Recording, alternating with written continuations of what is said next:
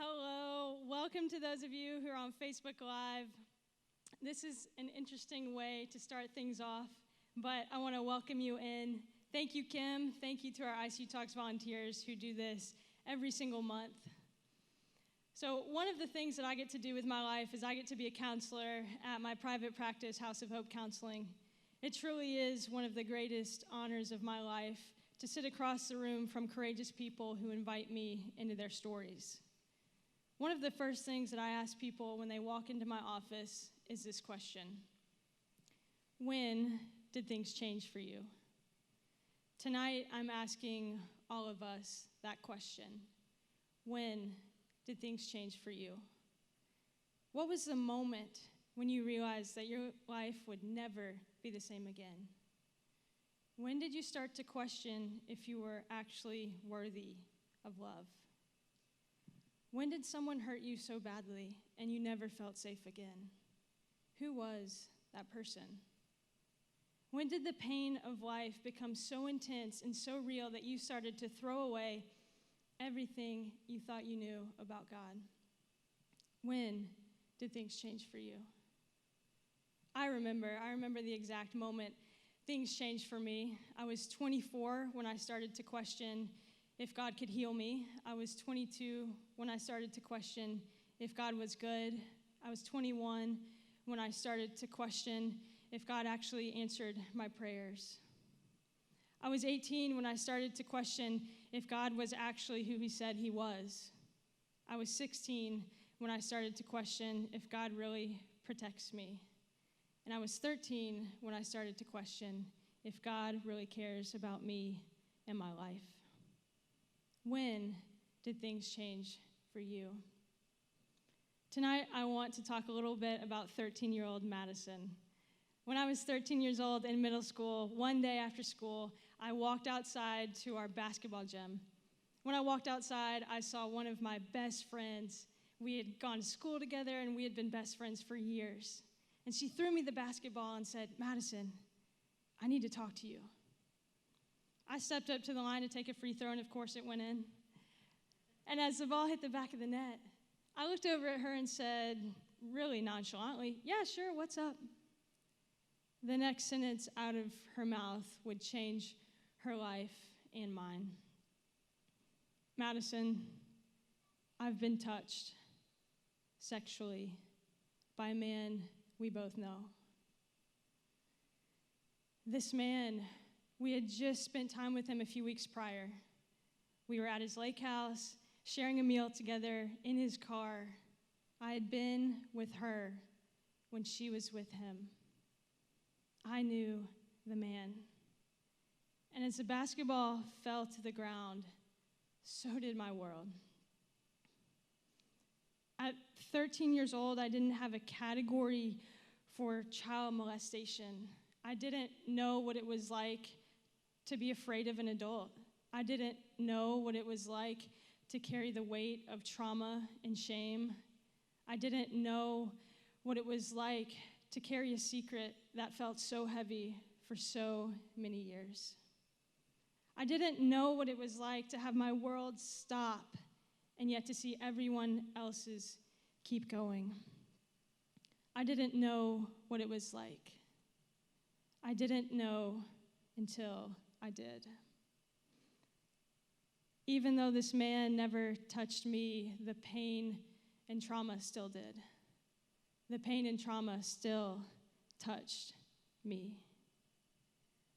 "God, I thought you were different. I thought my life would be different. I didn't think it would look like this. God, where were you?" This moment on the basketball court, it changed my entire life. It changed how I viewed myself. It changed how I viewed God. It changed how I interacted with others. It changed my behavior. And at 13 years old, these were the lies. "Madison, you should have done more. You should have protected her. I mean, you were with her. You were with her when she was with him. Why didn't you see this? Why didn't you stop this? You were not enough. God, I do not trust you. You are not good. You do not care about me. You do not protect me." the only way to get through this is to be silent. Let's just sweep this under the rug and act like everything is fine and nothing happened. So the conclusions that I came to as I walked off that basketball court that day, the first one was that I believe in a God I don't like. The second is that no one can see my pain, because if they do, they'll walk away. And third, I did not protect her, and so therefore I was not enough. In order to protect myself, silence became my shield. Perfection became my disguise. And numbing the pain through behavior became my escape. But underneath all of the protection and all of the distance and all of the disconnection and all of the lack of trust was so much pain.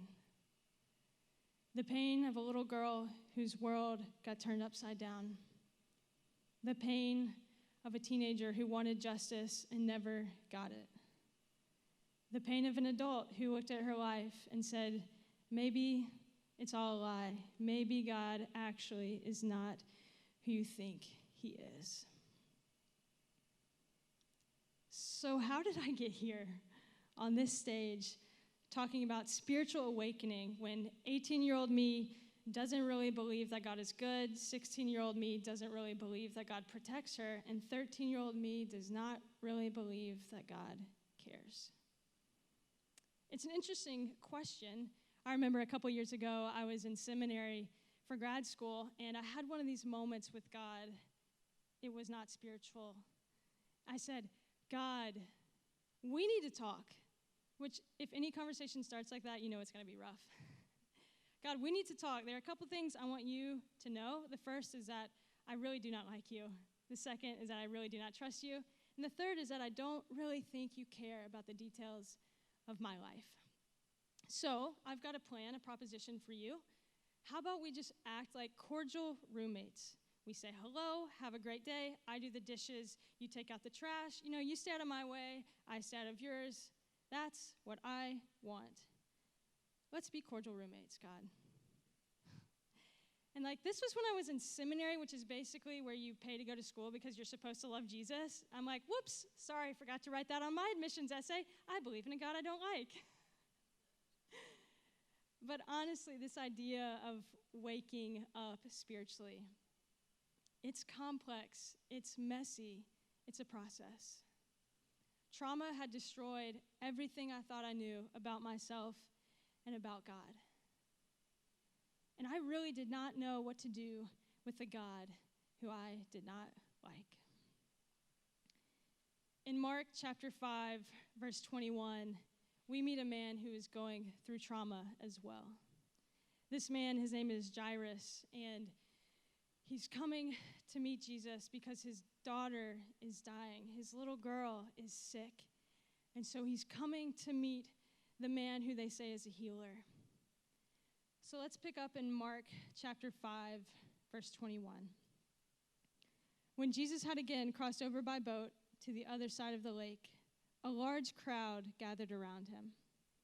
Then one of the synagogue leaders, named Jairus, came, and when he saw Jesus, he fell at his feet.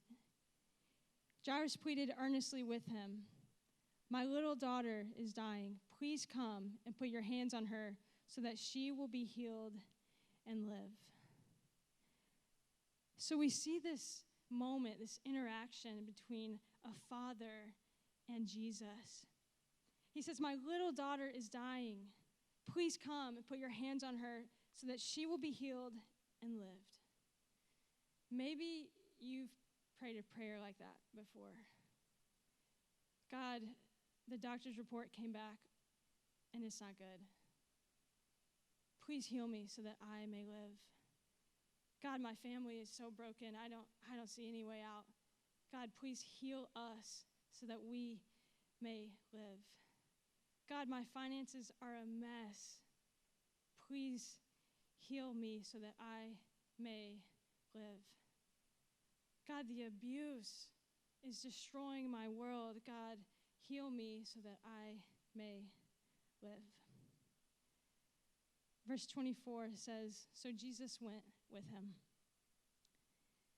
So Jesus and Jairus walking down the road to Jairus' house to heal this little girl. Verse 35 says, while Jesus was still speaking, some people came from the house of Jairus, the synagogue leader. Your daughter is dead, they said. Why bother the teacher anymore? Your daughter is dead. Why bother the teacher anymore? What a profound question. Jairus, why bother the teacher anymore? It's a logical question. The daughter is dead. There's nothing more that can be done. Jesus is too late. They walked too slowly. Jesus did not do what he said he was going to do. Why bother the teacher anymore? Maybe some of you tonight are asking a similar question. The divorce is almost finalized. Why bother to believe that I can be loved well anymore? My family is a mess. We're not speaking to each other. Why bother to believe that God could actually redeem our brokenness?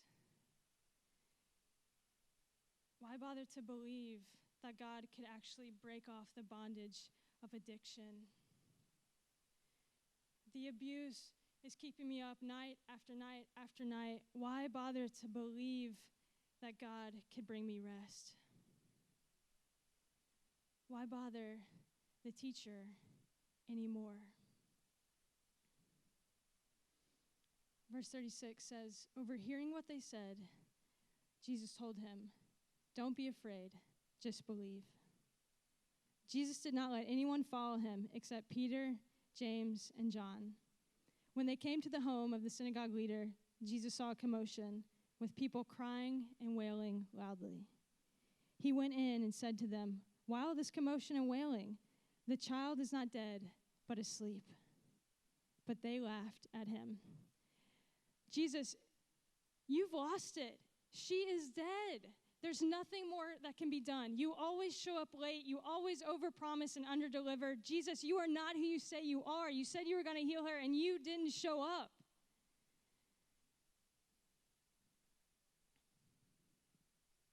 After he put them all out, he took the child's father and mother and the disciples who were with him and went in where the child was. Are you picturing this scene, this moment? It's heartbreaking. This mother and father are walking into the bedroom of their little girl with Jesus, and she is dead. But this scene also gives me so much hope because it reminds me that Jesus goes where dead people are, that he shows up, that he walks into the room, that I don't have to muster myself up out of the bed, that he actually shows up and walks in. Verse 41 says, he took her by the hand and said to her in Aramaic, Talitha cum, which means, little girl, I say to you, get up. Immediately, the girl stood up and began to walk around. She was 12 years old. At this, they were completely astonished. Little girl, I say to you, get up. And she gets up. This scene always gets me because that 12-year-old little girl is so close in age to 13-year-old Madison, whose world fell apart on the basketball court. And Jesus speaks life and revives her. And for so many years, I went walking around dead. Maybe tonight, there's a little girl or a little boy inside of you who's dead from the neglect, who's dead from the trauma, who's dead from the abuse, who's dead from the emotional invalidation. This little girl, this little boy is dead. And I wonder if you can sense Jesus walking into the room and reaching out his hand and saying, little girl, little boy, get up. Wake up. I came for you. Wake up. So let's go back to how I got here. Honestly, I did not want to be here. I never intended to be on the stage. I never intended to be a part of icuTalks. I actually never intended to keep following Jesus. I tried to run, but he wouldn't let me go. I tried to hide, and yet he knew where I was the whole time. God would not let me go. I imagine it like a little kid playing hide and seek, and they're like down here thinking like, oh, I've got everybody beat. Nobody's going to know where I am. Here I am hiding. They really think they've lost you. And yet you know where they are the whole time. Friends, tonight God knows where you are. He knows where you hurt. He knows what happened, and he knows where you're hiding. Maybe tonight you're trying to run because the pain is too much. Maybe you're trying to cover it up, act like everything is fine, put on a smile, and just keep going. Maybe you're trying to numb the pain with alcohol, with porn, with drugs. Maybe you're trying to get so far away from your feelings, from God, but yet here you sit. Here you sit. Maybe life has been so painful recently that you just can't trust that God is who he says he is because you cannot be disappointed in him again. And maybe some of you tonight know Jesus, but you don't really know freedom. Maybe something has held you in bondage for all these years, and you don't even know why you still deal with the same stuff and struggle with the same sin, and you are living in invisible bondage. And maybe tonight you're here and you're watching this because God hasn't let go of you either. Maybe the God you don't like actually still likes you. Maybe, just maybe, he actually still loves you. I imagine that if 13-year-old Madison was here, she'd be sitting in the front row, and I would gently kneel down and get down to eye level with her and tell her what I think all of us needed to hear in the middle of the moments that changed our lives. What you did was enough. Silence may be your shield, but it will lead you into shame. Perfection may be a disguise, but it will chain you to your performance. Numbing the pain through behavior may be an escape, but it will also be your bondage. And you, little one, are worth more than this. You are worth so much more than this. I think if God was physically here tonight, he'd come up on the stage and grab the mic. And I think he'd speak this to the little girl and the little boy inside of you who's been dead for so long. I see you. I saw everything that happened to you. I saw the pain that you hid, the thoughts that you had, the days where you wondered if you even wanted to stay on this earth another day. And yet I have not given up on you. There's nowhere that you can run. There's nothing that you can hide under where I won't chase you down. I see a fire in you, and I think you see it too. Because I'm not finished with you yet. I won't let this pain go to waste. This moment, this timing, this place, I came for you. I want you to come back home. I want all of you to come back home.